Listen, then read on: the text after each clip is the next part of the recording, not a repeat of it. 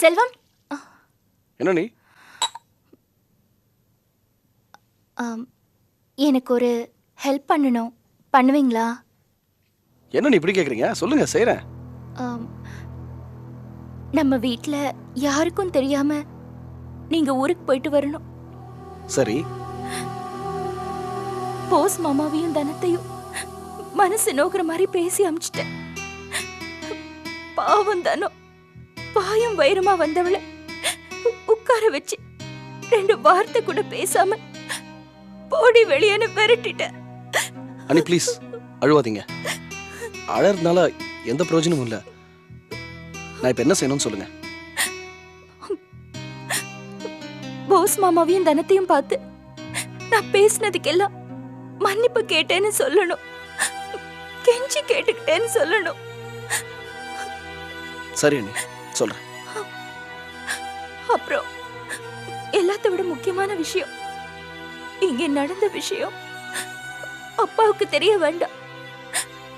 தெரிஞ்சா அவர் மனசொடைஞ்சு போயிடுவாரு. அதனால தனத்துக்கிட்டையும் மாமா கிட்டையும் இங்க நடந்த விஷயத்த யார்கிட்டயும் மூச்சு விட வேண்டாம்னு சொல்லணும். நான் சொன்னதா சொல்லணும். சரி அண்ணி, கட்டாயம் சொல்றேன். அவங்க எல்லாரும் ஊருக்கு போய் சேர்ந்துருப்பாங்களா? அதான் தெரியல. டெஸ்ட் எடுக்கணும்னு வர சொன்னாங்க. என்ன ஆச்சுன்னு புரியல. எதுக்கும் நீங்க உடனே கிளம்பி போங்க. சரி அண்ணி. ஐயோ, பணம் எல்லாம் என்கிட்ட இருக்கு அண்ணி. பணம் என்கிட்ட இருக்கு, நான் பாத்துக்கிறேன்.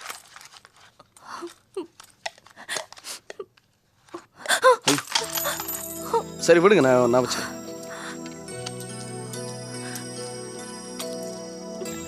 என்ன நீ ஏன் டென்ஷனா இருக்கீங்க? ஏன் இப்படி? ஒண்ணுமே புரியல செல்வம்.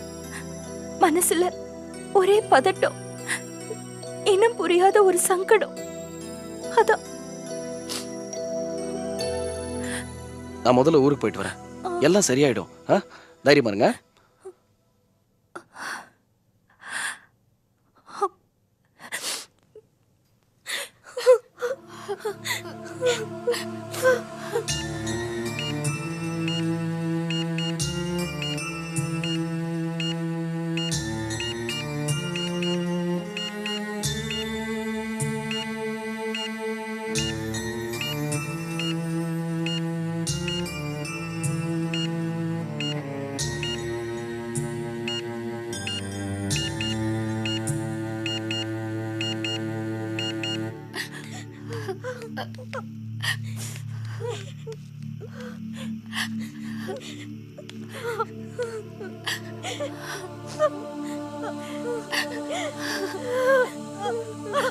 ஏன் இப்படி அழுகிறீங்க?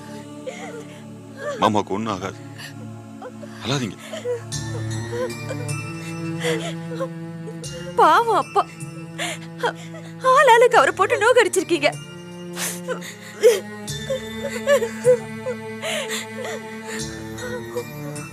அப்பாவை விட்டா எங்களுக்கு வேற யார் இருக்கா? அப்பாவுக்கு ஏதாவது ஒண்ணுன்னா எங்க கதை என்ன ஆகுறது? பாருங்க, மனசுல யாரும் எதையும் போட்டு குழப்பிக்க வேணாம். மாமா நல்லா ஆயிடுவார், அவருக்கு ஒன்றும் ஆகாது.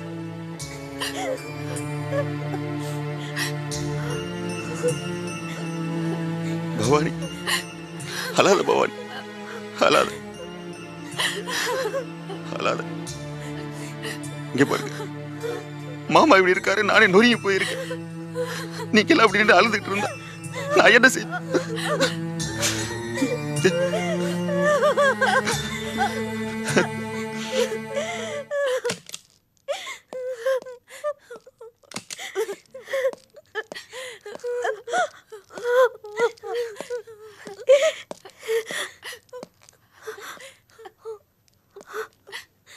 என்னப்பா இது?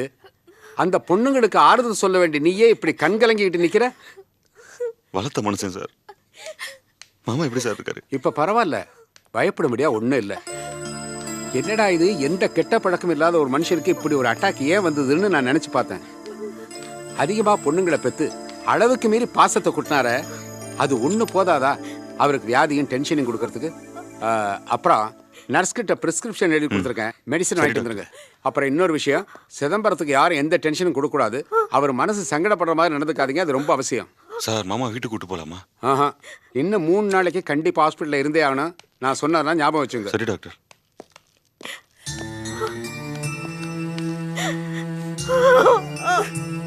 மாமா, நான் வீட்டுக்கு போய் பாத்திரம் எல்லாம் கழுவணும், சாப்பாட்டுக்கு ரெடி பண்ணணும். நானும் பவானியை போறோம். தனோக்கம் விஜயும் இங்கே இருக்கட்டும். நான் வரேன் மாமா. ஏ மாமா, மருந்து வாங்க உங்ககிட்ட பணம் இருக்கா? கொஞ்சம் பணம் இருக்கு, ஆஸ்பத்திரிக்கு பணம் கட்டணுமே. தானக்கா, நான் வேணா டாக்டர் கிட்ட போய் வாங்கிட்டு வரட்டுமா? வரேன். போயிட்டு வா. தானு, வெளியே போய் மாத்திரை எல்லாம் வாங்கிட்டு வந்துடுறேன், பாத்துக்கோ. கடவுளே, அப்பா கொண்டு ஆக கூடாது.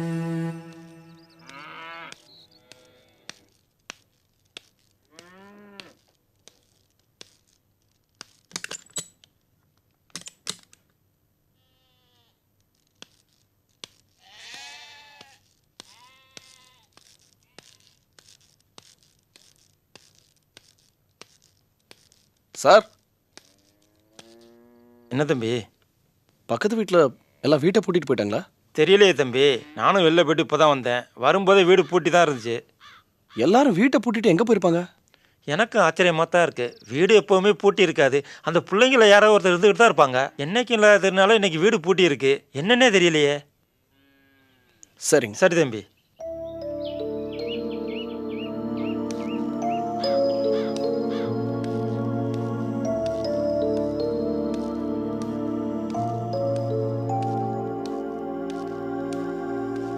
வாங்க. உங்க வீடு தேடி வந்த பாவத்துக்கு என்ன நடு ரோட்ல நிக்க வச்சிட்டீங்களா? எங்க எல்லாரும் வீட்டை பூட்டிட்டு கிளம்பிட்டீங்க? வீட்டுக்குள்ள வாங்க, பேசலாம்.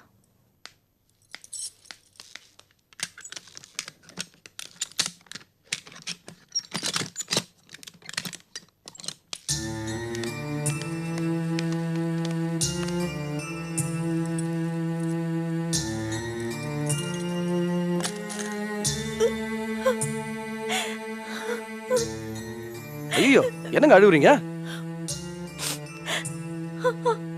என்னன்னு சொன்னாதானே தெரியும். என்னாச்சு? அப்பாக்கு உடம்பு சரியில்லை. ஏன் மாமாவுக்கு என்ன? Mild heart attack. ஐயோ, என்ன திடீர்னு இப்படி சொல்றீங்க? எல்லாம் உங்க அண்ணனும் பாஸ் மாமாவும் கொடுத்த பரிசு.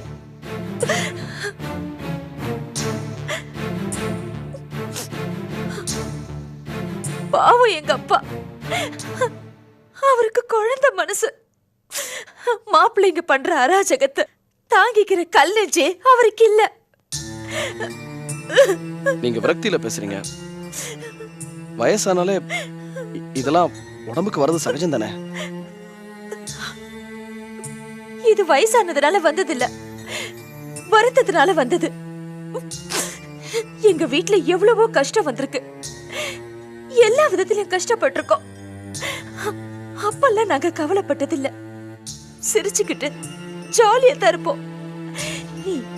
என்னைக்கு இந்த 2 கல்யாணம் நடந்துச்சோ அன்னைக்கு எங்க வீட்டோட நிம்மதி எல்லாம் போச்சு.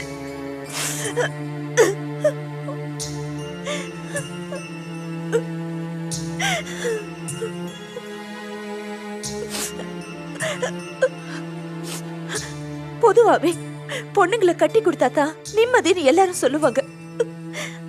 ஆனா இங்க அது தலை கீழா இருக்கு. அவரை நோவடிக்கிற மாதிரி தான் மருமகங்க வந்து வாச்சிருக்காங்க. எனக்கு வெறுப்பா இருக்கு. நடந்தது நினைச்சு விரக்தியா பேசாதீங்க. உங்க வீட்டுக்கு வந்த மாப்பிள்ளை வேணா சரியில்லாம இருக்கலாம். வரப்போற மாப்பிள்ளை நல்லவனா இருக்கலாம் இல்லையா?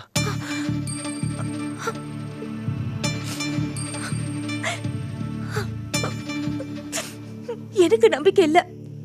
இல்ல, நீ இதை நம்பணும். உன்னை கட்டிக்க போற மாப்பிள்ள நிச்சயமா நீ பயப்படுற அளவுக்கு மோசமானவனா இருக்க மாட்டான்.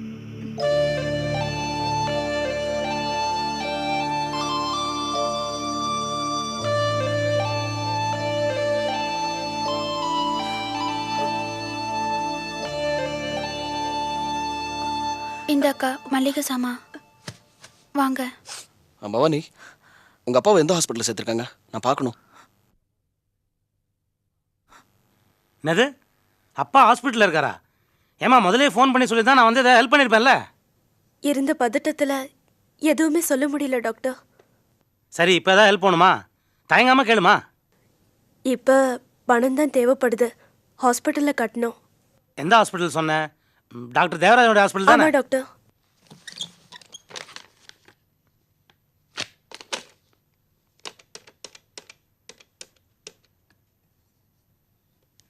Hello, doctor Devaraja? நான் சிவா பேசுகிறேன். எந்த சிவாவா? டே, உனக்கு கண்ணு தான் சரியாக தெரியாது, காது கூடவா கேட்காம போச்சு? நான் கண்டாக்டர் சிவா பேசுகிறேன்டா. நல்லா இருக்கேன். அது ஏதோ போதுடா. மெட்ராஸ் இது மாதிரி ஏதாவது வியாதி வந்தால் தான் என் கிளினிக் கூட்டம் வரும். அதை விடு, உன் ஹாஸ்பிட்டலில் சிதம்பரம்னு ஒரு பெரியவர் அட்மிட் ஆயிருக்காருல்ல? அவர் நமக்கு ரொம்ப வேண்டப்பட்டவர். பணத்தை பற்றி எதுவும் கவலைப்படாத. அவர் டிஸ்சார்ஜ் ஆனோடனே செட்டில் பண்ணிக்கலாம். நல்லா கவனிச்சுக்க. நீ அவரை கவனிச்சிக்கிற கவனிப்பில் அவர் டிஸ்சார்ஜ் ஆனோடனே எழுந்து ஓடணும். ஓகே, தேங்க்யூடா. வச்சிடுறேன். சரியாம்மா? இப்போ பணத்தை பற்றி எதுவும் கேட்க மாட்டாங்க. டிஸ்சார்ஜ் ஆனோடனே செட்டில் பண்ணிக்கலாம். ஓகேயா? ரொம்ப தேங்க்ஸ் டாக்டர். இதுக்கு எதுக்குமா தேங்க்ஸு? சரி டாக்டர், நான் கிளம்புறேன். அப்பா ஹாஸ்பிட்டல்லேருந்து டிஸ்சார்ஜ் ஆகிற வரைக்கும் நீ ஹாஸ்பிட்டலுக்கு வர வேணாம். பத்திரமா பார்த்துக்க. ஓகேயா?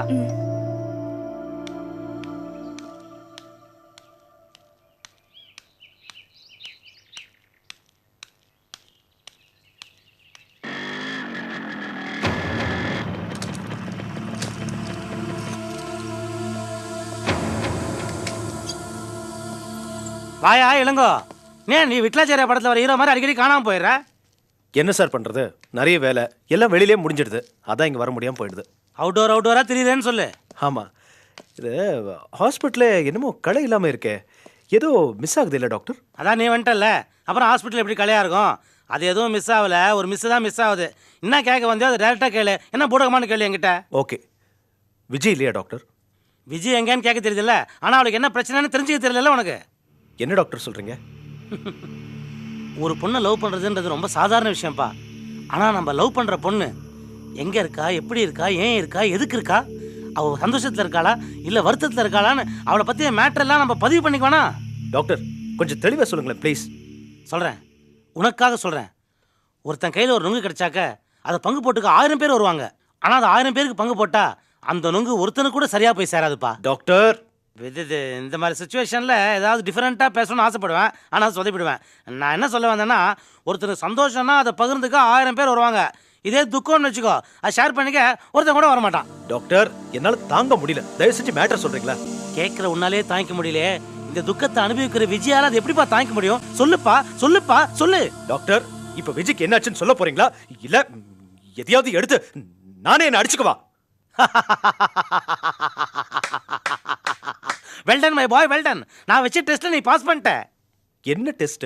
தன் காதலிக்கு ஒரு பிரச்சனை, ஆனால் அந்த பிரச்சனை என்னன்னு தெரியலனோடனே தனக்கு வர கோபத்தில் எதையாவது எடுத்து அடிச்சுக்கணும்னு தோணுது பார், அவன் தான் உண்மையான காதலன். அதனால தான் சொல்கிறேன், நான் வச்ச டெஸ்ட்டில் நீ பாஸ். கடைசி வரைக்கும் மேட்டர் என்னன்னு சொல்ல மாட்டீங்களா? இப்படி தான் படுத்திக்கிட்டே இருப்பீங்களா? இதுக்கு மேலேயும் நான் உங்ககிட்ட என்னன்னு சொல்லனா, நீ எதையாவது எடுத்து என்னையும் அடிச்சாலும் அடிச்சிடுவேன். அது வந்து விஷயம் என்னன்னா, விஜயுடைய ஃபாதர் இருக்கார்ல சிதம்பரம், அவருக்கு ஒரு மைல்டு ஹார்ட் அட்டாக், பட் சீரியஸாக ஹாஸ்பிட்டலில் இருக்கார். விஜயோட அப்பாவுக்கு உடம்பு சரியில்லையா? நான் கூட என்னமோ ஏதோ நினைச்சிட்டேன். யோ, என்னையா விஜயோட அப்பாவுக்கு உடம்பு சரியில்லைன்ற? நீ சர்வசாதாரணமாக உடம்பு சரியில்லைன்ற? அவருடைய வருங்கால மாமனார், அவருக்கு உடம்பு சரியில்லைன்னு உன் உடம்பு அப்படியே பதற வேணாம். என்ன அது, நான் வச்சு டெஸ்ட்டை நீ பாஸ் இல்லை, வாபஸ் வாங்கிக்கிறேன், நீ ஃபெயில். இல்ல நோ அப்படி இல்லை டாக்டர். நீங்க குழப்பல நான் விஜய்க்கு தான் ஏதோ ப்ராப்ளம் நினைச்சிட்டேன். இப்பதான் அது இல்லைன்னு ஆயிடுச்சுல, அதான் மனசுக்கு ஒரு சின்ன ரிலீஃப். என்னதான் இருந்தாலும் என்னோட வருங்கால மாமனார் நான் விட்டு கொடுத்துட முடியுமா? நான் இப்போ இமிடியேட்டா ஹாஸ்பிட்டல் போய் என்னால ஆனது நான் பண்ணணும் டாக்டர். விஜய் இப்பதான் ஹாஸ்பிட்டலுக்கு போறா, நீ பின்னாடியே போ. Okay doctor. That's the spirit my boy. Vijay Vijay please Vijay Vijay ஒரு நிமிஷம். விஜய், இது உனக்கே நியாயமா இருக்கா? ப்ளீஸ் ரோட்ல நின்னு தகராறு பண்ணாதீங்க, இங்க இருந்து போயிடுங்க. தகராறா? நான் உன்கிட்ட பேசணும்னு வந்தேன் விஜய். அதுக்கு நான் தயாரா இல்ல. இப்ப நீ தான் விஜய் தகராறு பண்ற. அப்படியே இருக்கட்டும், என்ன ஆளை விடுங்க. விஜய் ப்ளீஸ் ஒரு 10 நிமிஷம் என்னோட தனியா பேச முடியாதா? ஒரு நிமிஷம் கூட உங்ககிட்ட என்னால பேசிட்டு இருக்க முடியாது, போயிடுங்க இங்க இருந்து. அப்படி நான் என்ன விஜய் தப்பு பண்ணிட்டேன்? ச்சே, பண்ணது தப்பா இல்லையான்னு கூட தெரியாத ஆள்கிட்ட எனக்கு என்ன பேச வேண்டியிருக்கு? சுத்த வேஸ்ட்.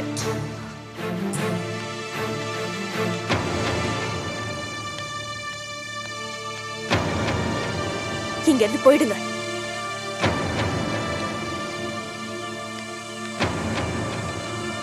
வாங்க வாங்க. என்ன இந்த பக்கம்? உங்க அப்பா ஆஸ்பத்திரியில் இருக்கார்ல, பார்க்க போறேன். நானும் அங்கதான் போயிட்டு இருக்கேன். இவரு தெரிஞ்சவரு. தெரியும், இளங்கோ தானே? கோயிலுக்கு கூட வந்தாரு. எப்படி இருக்கீங்க இளங்கோ? நல்லா இருக்கேன். வரேன். அப்பாவை பத்தி விசாரிச்சுட்டு இருந்தாரு. அதான் நின்னு பதில் சொல்லிட்டு இருந்தேன். சரி, ஹாஸ்பிட்டல் இப்படி தானே? இப்படிதான் வாங்க.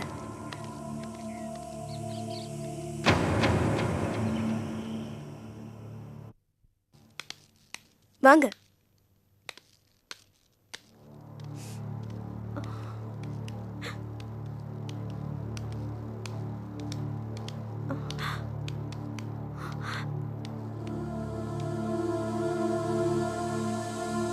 கவலைப்படாதீங்க, அப்பா சரியாயிடுவாரு.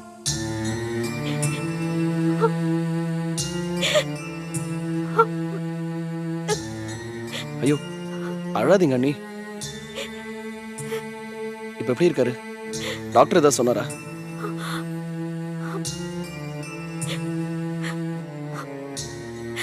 அப்பா பதட்டப்படவே கூடாது. டாக்டர் சொல்லிட்டாரு. மருந்து கொடுத்திருக்காங்க.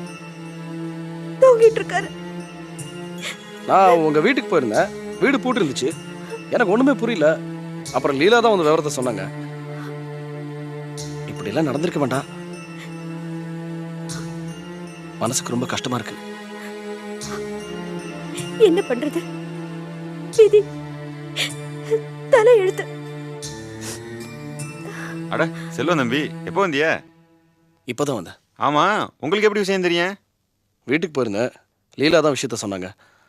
என்ன பண்றது தம்பி, சில விஷயம் நம்மளையும் மீறி நடந்துருது. அதை நம்மளால கண்ட்ரோல் பண்ண முடியாது. கண்ட்ரோல் பண்ணிட்டா தான் நம்ம பெரிய மகன் ஆயிடுவோமே. உங்களை பார்க்கும்போது மனசுக்கு ரொம்ப ஆறுதலா இருக்கனே. விஜய், இதை நசுக்கிட்ட கூட. அண்ணே, சொந்தத்துக்குள்ள சண்டை சச்சரவுங்கிறது சகஜமான விஷயம். அதுக்காக உறவெல்லாம் விட்டுட முடியாது இல்லையா? அதை நான் தினமும் எல்லாருக்கிட்டையும் சொல்லுவேன். ஆனா நீங்க செஞ்சு காமிச்சிட்டீங்க. சட்டுன்னு எல்லாத்தையும் மறந்துட்டு என்கிட்ட பேசிட்டீங்களே, அந்த பெருந்தன்மை ரொம்ப பெரிய விஷயம் இல்லையா? இல்லை செல்வம், நான் அந்த அளவுக்கு புத்திசாலி கிடையாது. புத்தி இருந்திருந்தா மாமா இந்த அளவுக்கு கொண்டாந்து படுக்க போட்டிருக்க மாட்டேன். சரி, அதை விடுங்க. வாங்க போய் காபி சாப்பிட்டு வருவோம். இல்ல, மாமாவை பார்த்து 2 வார்த்தை பேசிட்டு வரலான்னு பார்த்தேன். செல்வம், அப்பாவுக்கு இப்பதான் ஊசி போட்டிருக்காங்க. அவர் எழுந்திருக்க இன்னும் 2 மணி நேரமாவது ஆகுமா? அப்படியா? சரி, நான் இப்போ போயிட்டு அப்புறமா வந்து பார்க்குறேன். தனோ, காபி சாப்பிட்டு தம்பி அப்படியே பஸ் ஏற்றிட்டு வந்துடுறேன். வரேன்.